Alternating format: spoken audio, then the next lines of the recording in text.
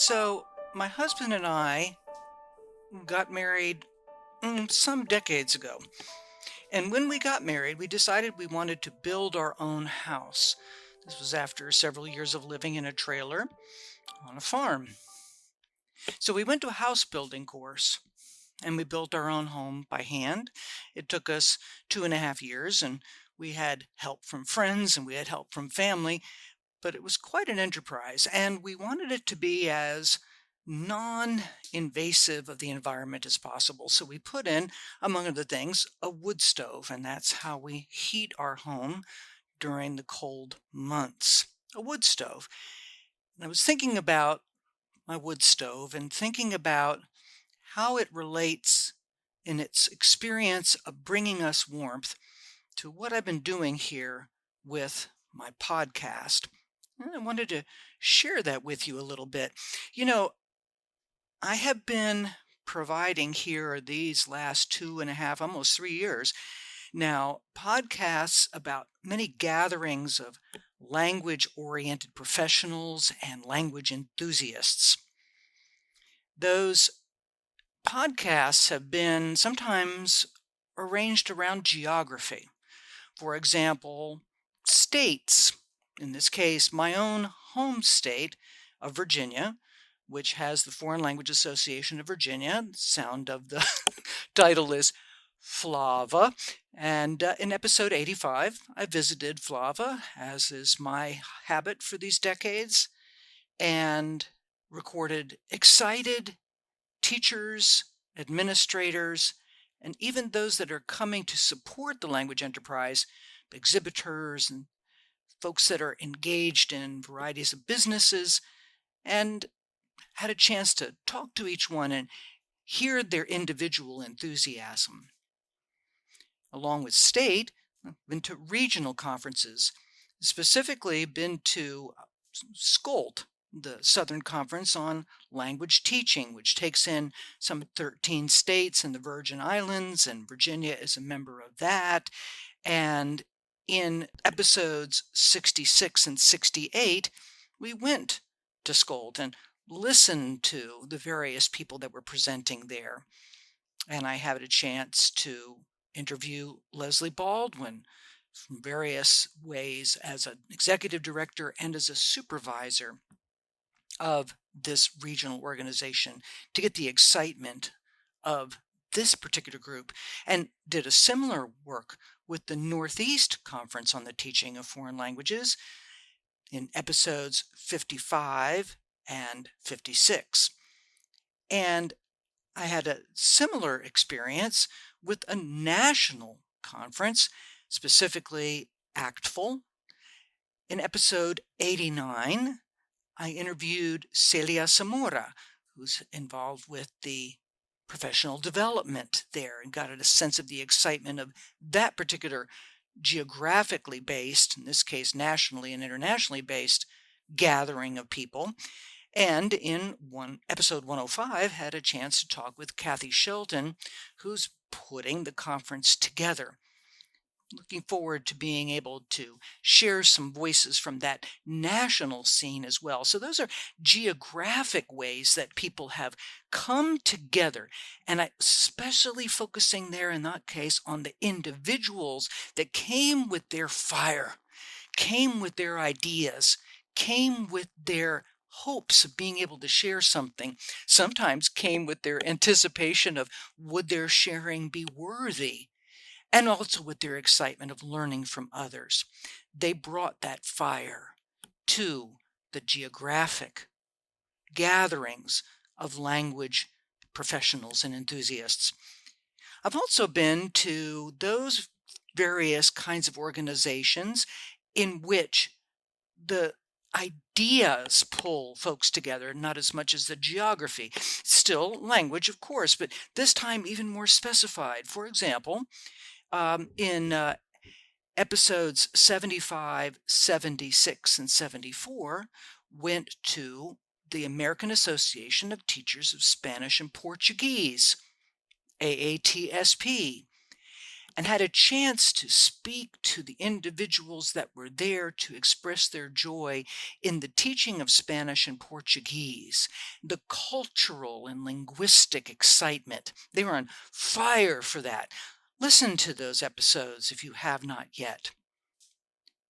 In episode 107, spoke with Megan Dirks of the American Association of Teachers of French about the excitement that that organization comes. And one day, maybe I'll get a chance to go to Quebec or wherever AATF is meeting and be able to record the French teachers, those engaged with French education and publishing, and pull that together, that fire. I've been to meetings of, because I'm on the board of, but I've also participated in various ways before I became on the board of JNCL Nicholas, the Joint National Council on Languages. And that organization is arranged around the focus of advocacy for languages, advocacy for the study of languages, for the teaching of languages, for travel with language, for study abroad, for equity of access for languages, for children, young and old, for adults. Had an opportunity to be able to hear that fire talking to them about what it is that makes advocacy so important. And we heard a lot of those in the panels. So bringing together not just the individuals one by one in what I've been calling the ensembles, but talking with individuals like, say, Amanda Seawald in episode 88 about JNCL, and then bringing panels together to get a variety of names and a variety of visions and a variety of approaches and a variety of insights through their own experiences that have come through language in what I call the Heritage Month, April of 2022, specifically episodes 60, 61, 62, 63, which brought folks from all over the world to talk about topics having to do with heritage studies and advocacy and culture and being able to bring the opportunities to and raising the awareness of why we should bring opportunities to those that have heritage languages and cultures in their background. I spoke specifically with Joy Payton, who was my co-host for those 4 heritage episodes in episode 81, and went to the celebration with the International Heritage Language Association, which is in Edmonton, Alberta, Canada, with Antonella Cortese. I went to the Festival of Mother Language Day and recorded her and information about how heritage feels then to young people, to their parents, to their teachers, and to the world as a jump-off place from those panels in episode 95, 96, and 97. In other words, in the past, I've taken a look at the individuals that are on fire for specific things having to do with language and what it makes a difference in people's lives, in young people's lives when they study it, in adults when they use it, in the nature of the cultural experience, the impact of language.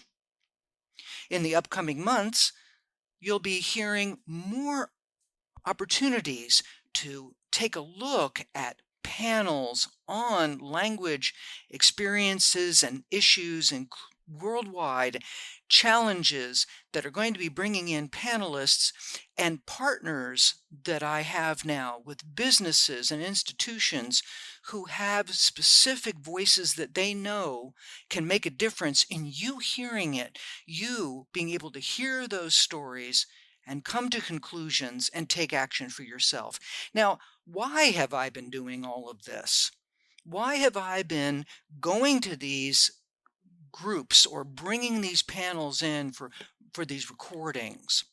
Well, I have already mentioned in some previous episodes that when COVID took over our planet in the spring of 2020, I was concerned, both personally and professionally, that I would have my flame go out by being isolated. And I realized, too, from the kind of reading and watching that we were all probably engaged with, trying to figure out what was going on, realizing that this was an aspect of fear and loneliness and isolation that were happening to a lot of people.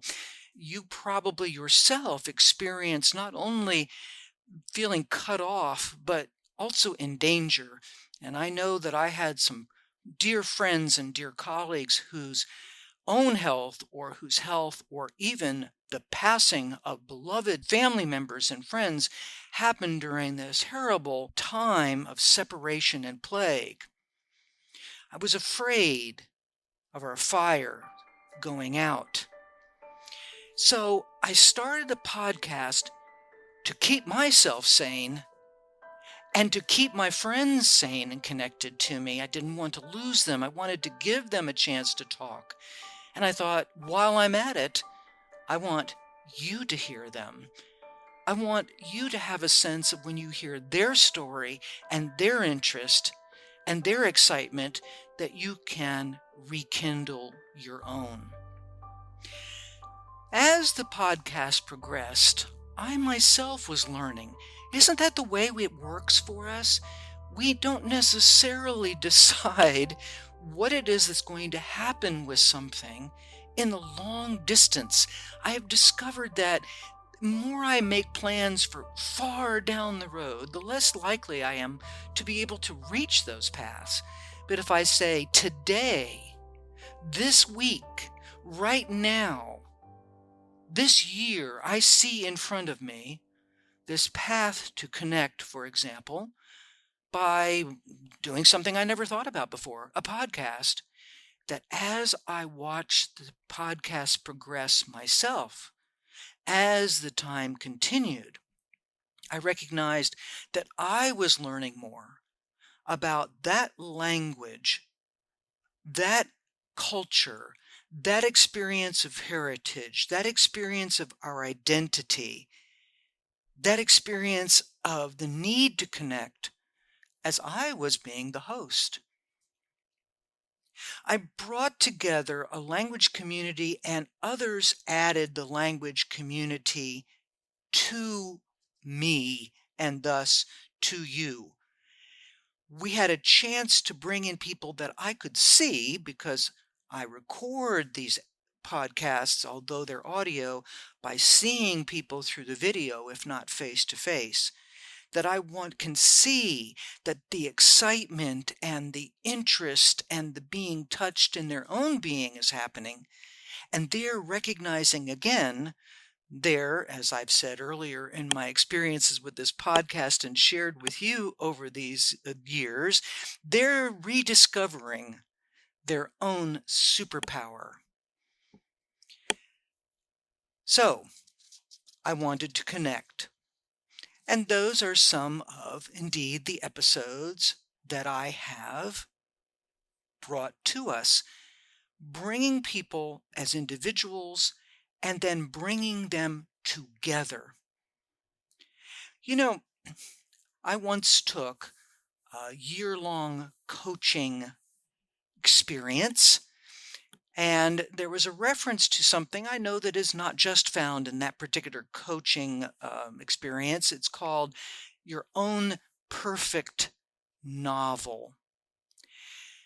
This experience of doing the podcast, after having had years of teaching in a language classroom, supervising in language districts, being in and leading organizations, going into world language educational publishing, being on boards of such advocacy organizations as, for example, JNCL, that all of this kind of perfect novel of my life was unfolding. See if there's anything that resonates with you and your own individual unique experience like this, because I was an introvert. I am an introvert. But language and the connections through language have always fascinated me. When I was a kid, I was not taught my heritage language from my father. More stories on that upcoming. But when I got into middle school, which is frequently where it is that language begins for us in the United States, I took Spanish and I was hooked. And then when I got to high school, I added Russian, much to the objection, I should say, of my guidance counselors. But nevertheless, I really wanted to do it. And it really was awesome. And even though I'm an introvert, I wanted so much to share the fire of my interest with others.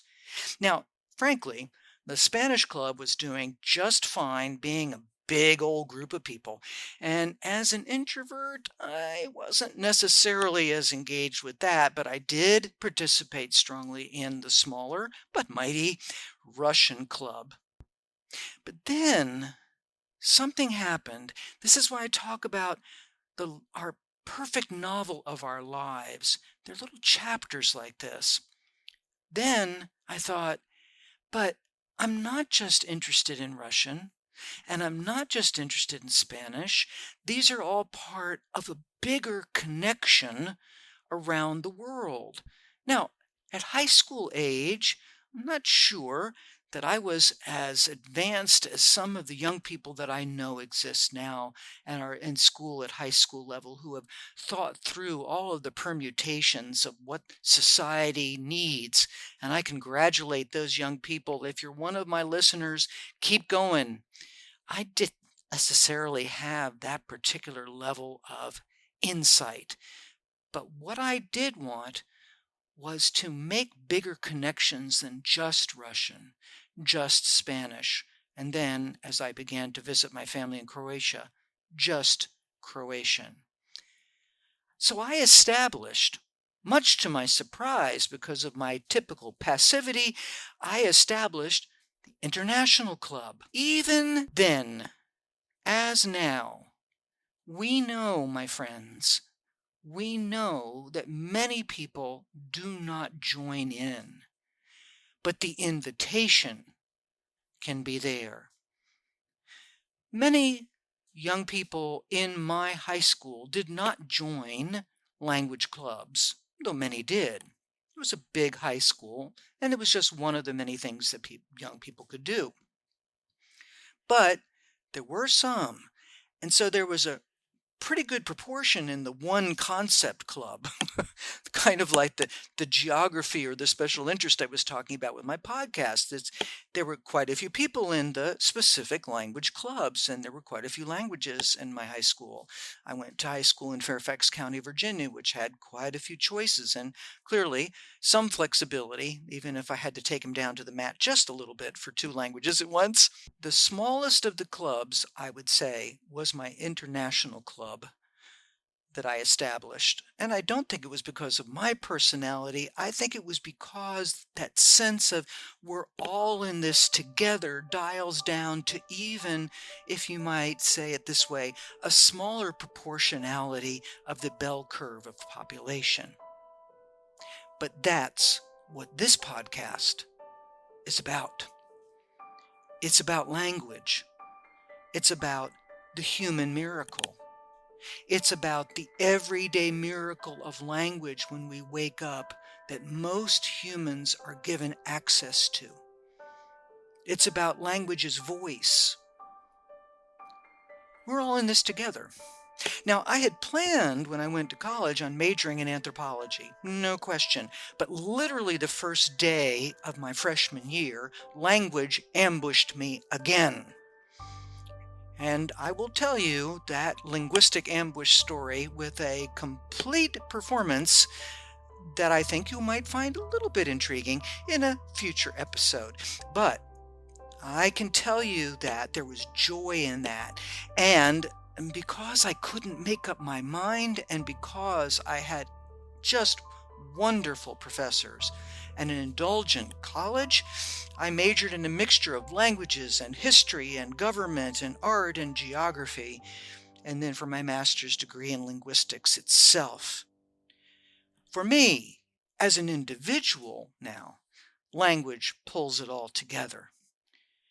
So when I felt cut off, language reaching out this way was all I could think of.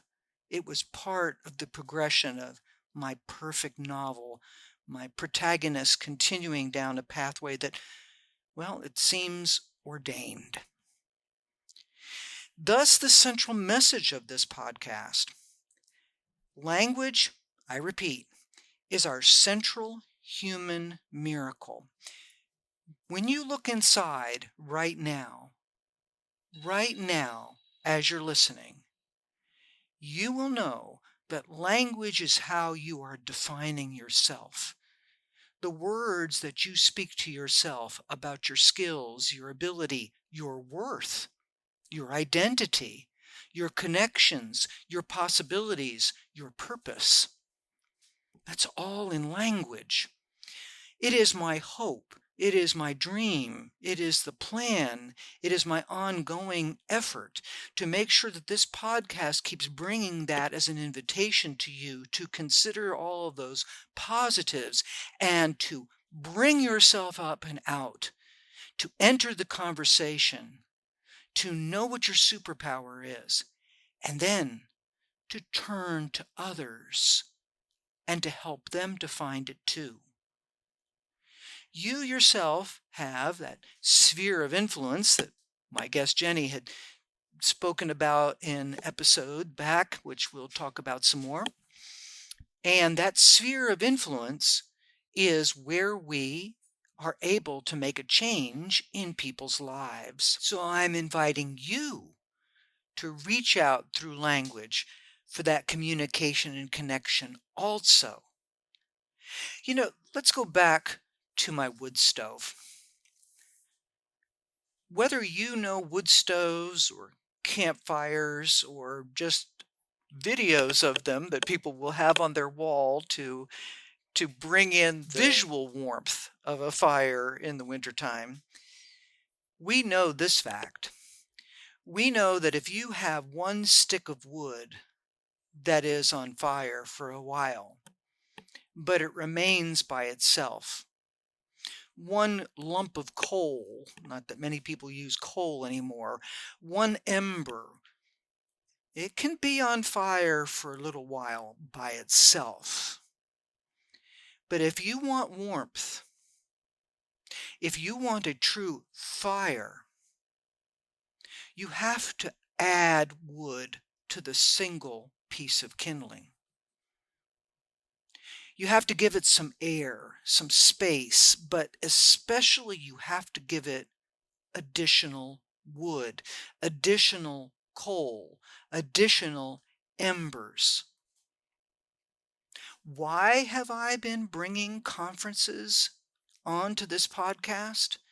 Because the individual voices that you have heard or that you potentially have contributed to, thank you if you're listening as a guest, you have contributed to the whole fire that warms the world.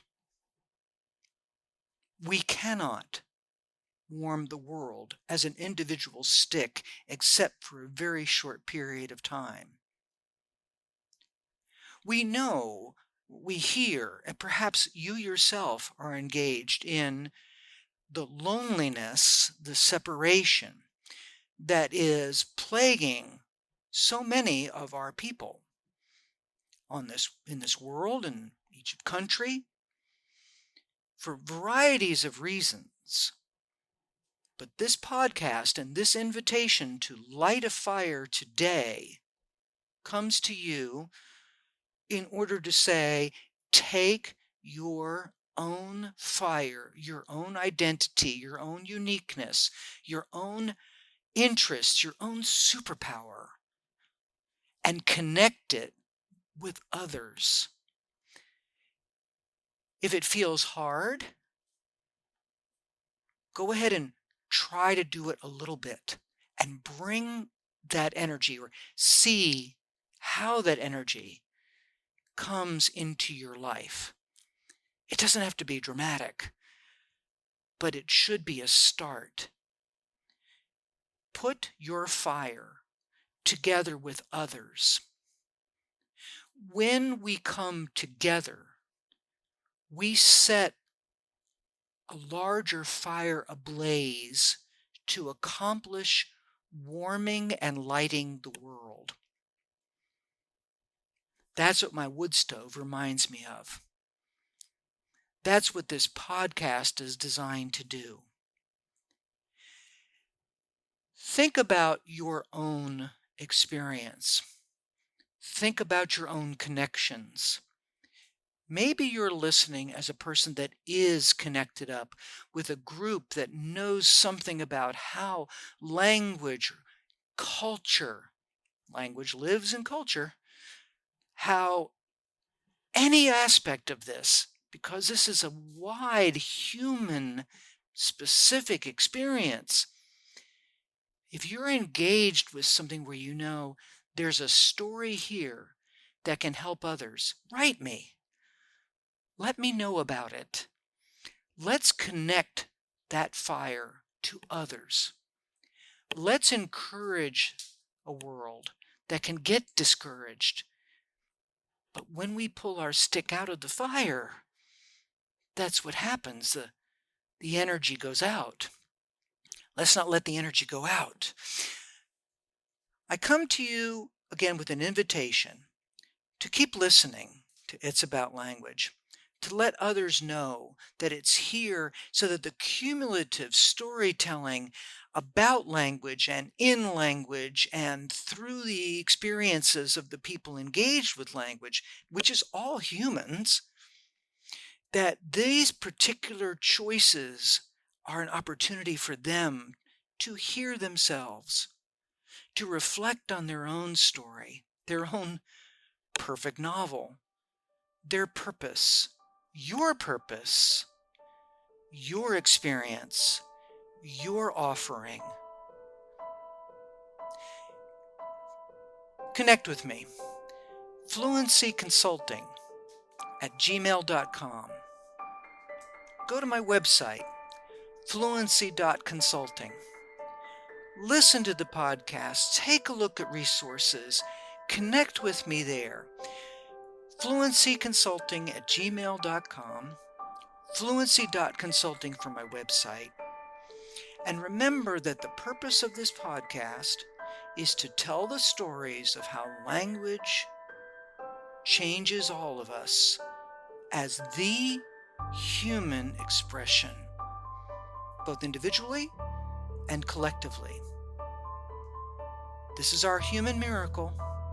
This is your gift. Help us all to understand how you're expressing this gift. Share this gift if you desire, please. And stay connected, because only when we're connected can we set the world on fire. Let's light a fire for good.